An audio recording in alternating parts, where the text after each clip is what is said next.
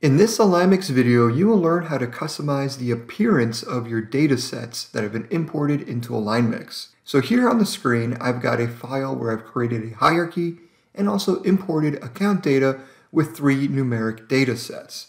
To view that data, we'll select the lasso tool, zoom into an area, and lasso and let go. And right away, you can see that we've got 3 data sets: sales for 2019, potential value, and a data set that represents our calls, which is our workload measure. The sales and potential value should show up with a currency symbol in front of the numbers.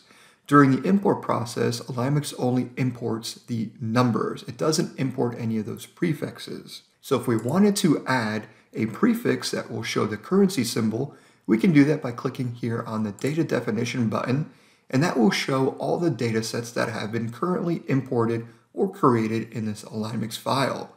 From here, you can delete data sets by clicking on the delete button. You can reorder them by using the up-down arrows, and you can also rename them. Here on the right, you will also see what kind of data this is, whether it's account-based or zip code-based. All 4 of these are right now account-based. What I'd like to do next is change the formatting of the sales dataset and the potential value. And to do that, you click here on Format, and I'll click here to make it US dollar. And you'll see that that US dollar symbol will appear here in the example, and then click on OK. Now when I lasso an area and let go of the lasso tool, you will see a number sign appear in front of the sales figure. So let's do that again for the potential value. Click here on Close, and then again on Data Definition. We select Potential Value, and then click on Format.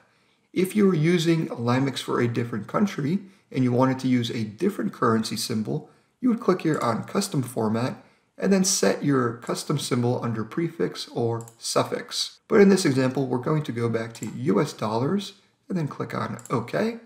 Lassoing in another area, letting go, you will see that both of those data sets now show that currency symbol as a prefix for those data sets. And there you go. You've just learned how to customize the data sets that have been imported into AlignMix.